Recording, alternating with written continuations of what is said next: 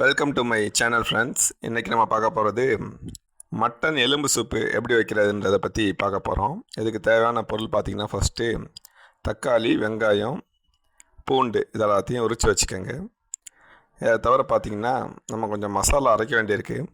அதுக்கு சின்ன வெங்காயத்தை ஒரு ஜாரில் போட்டுக்கோங்க. கூடவே பூண்டு ஒரு 3 பல் போட்டுக்கோங்க. அதை தவிர பார்த்திங்கன்னா கொத்தமல்லி, கூடவே கொஞ்சம் புதினா, இது ரெண்டையும் போட்டுக்கோங்க. அதே மாதிரி ஒரே ஒரு பச்சை மிளகா போட்டுக்கோங்க. இது எல்லாத்தையுமே நம்ம போட்டு ஒரு மிக்ஸி ஜாரில் எடுத்து வச்சுக்கணும். இது கூட நம்ம ஒரு ஸ்பைஸியாக இருக்கிறதுக்கு கொஞ்சம் மிளகு போடணும், சரிங்களா?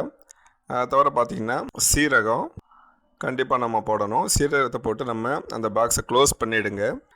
அதுக்கப்புறம் நம்ம ஒரு தவாயிலையோ இல்லை ஒரு பாத்திரத்துலையோ எதில் வேணாலும் நீங்கள் எடுத்துக்கங்க. நாங்கள் குக்கரை யூஸ் பண்ணுறோம்.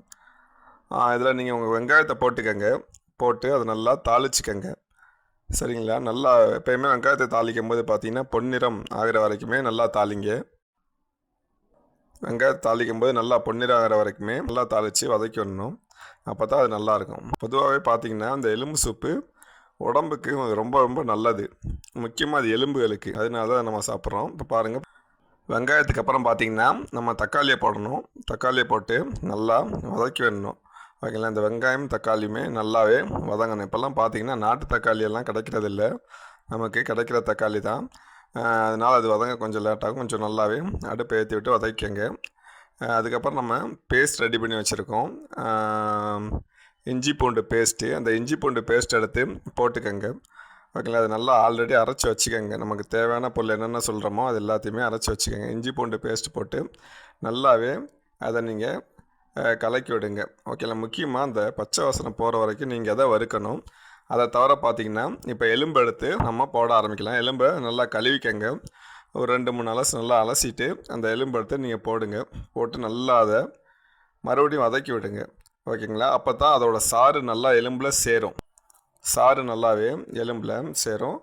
நல்லாவே வதக்கி விடுங்க இந்த எலும்பு சூப்பு பலவிதமான ஒரு பிரச்சனைகளுக்கு தீர்வு அமையுது அப்படின்னு சொல்கிறாங்க. முக்கியமாக எலும்புகளுக்கு வலு சேர்க்குது. அதே மாதிரி வீக்கானவங்களுக்கெல்லாம் ரொம்ப பலம் சேர்க்கிறதுக்கு, ஒரு புத்துணர்ச்சி கொடுக்கறதுக்கு இந்த எலும்பு சூப்பில் அதிகப்படியான சக்தி இருக்குது. அதை தவிர பார்த்திங்கன்னா அடுத்து நம்ம போடுறது மஞ்சப்பொடி போடுறோம்.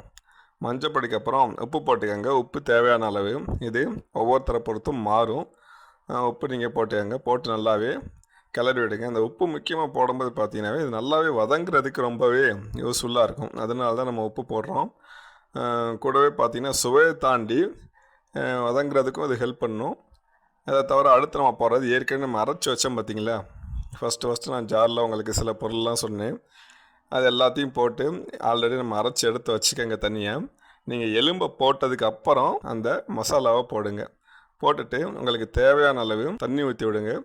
உங்களுக்கு எவ்வளோ தண்ணி வேணுமோ அவ்வளோ தண்ணி ஊற்றிக்கங்க, ஓகேங்களா? எனக்கு சூப்பு நச்சுன்னு வேணும் அப்படின்னு நீங்கள் நினச்சிங்கன்னா ஒரு லிமிட்டட் அமௌண்ட் ஆஃப் வாட்டர் நீங்கள் யூஸ் பண்ணால் போதும். இல்லை ஃபேமிலியில் 2-3 பேருக்கு கொடுக்குறீங்க அப்படின்னா இன்னும் கொஞ்சம் நீங்கள் சேர்த்துக்கலாம். அதுக்காக ரொம்ப சேர்த்துறாதீங்க. போட்டு நல்லா கலக்கி விடுங்க. நல்லா கலக்கி விட்டுட்டு அது நல்லா சாறுற வரையும் கலக்கி விடுங்க. நீங்கள் தண்ணியை ஊற்றுற அளவுக்கு ஏற்ற மாதிரி நீங்கள் உப்பை போட்டுக்கோங்க. அப்போ தான் அதோட சுவையும் கொஞ்சம் நல்லாயிருக்கும். இல்லைன்னா பார்த்திங்கன்னா உப்பு குறைஞ்சாவே சமையல் சப்புன்னு ஆகிடும். அதுக்கப்புறம் மூடி வச்சு நல்லா விசில் வர்ற வரையும் காத்துருங்க, ஓகேங்களா? இங்கே நான் பார்த்திங்கன்னா ஒரு 5-6 விசில் வரைக்கும் விட்டுருக்கேன், ஓகேங்களா? 5-6 விசில் வரைக்கும் விட்டுருக்கேன். நீங்கள் இன்னும் நல்லா உங்களுக்கு வேணும் அப்படின்னு பார்த்தீங்கன்னா 7 வரைக்கும் கூட போகலாம். அதை பற்றி ஒன்றும் பிரச்சனை இல்லை. போட்டதுக்கப்புறம் விசில் வந்ததுக்கப்புறம் மெதுவாக அதை ஓப்பன் பண்ணி பாருங்கள். அது நல்லா எல்லாமே சார்ந்திருக்கும். இப்போ சத்து ஃபுல்லாமே உங்களோட நம்ம சூப்பில் இறங்கியிருக்கும், ஓகேங்களா? அதுக்கடுத்து நீங்கள் அதை அழகாக ஒரு பாத்திரத்தில் மாற்றி நீங்கள் அதுக்கு மேலே நீங்கள் உங்களுக்கு கொத்தமல்லி இதெல்லாத்தையும் நீங்கள் போட்டு நீங்கள் உங்களுக்கு வீட்டு மெம்பர்ஸ்க்கு நீங்கள் ப்ரெசென்ட் பண்ணலாம். உங்களுக்கு டைம் கிடைக்கும்போது இந்த சூப்பை நீங்கள் செஞ்சு பாருங்கள். கண்டிப்பாக உங்களுக்கும் உங்களோட ஃபேமிலி மெம்பர்ஸுக்கும் ஒரு ஹெல்த்தியான லைஃப் கிடைக்கும். உங்களோட எலும்புகள் ரொம்ப பலமடையும். நீங்கள் வீக்கானவங்களுக்கு கண்டிப்பாக நீங்கள் வீக்லி நீங்கள் 2 இல்லை 3 கொடுங்க. அதே மாதிரி வீட்டில் சின்ன குழந்தைங்க இருந்துச்சுன்னா அதுங்களுக்கு நீங்கள் அப்பப்போ கொடுக்குறது அதோட உடல் நலத்திற்கு ரொம்பவே நல்லது.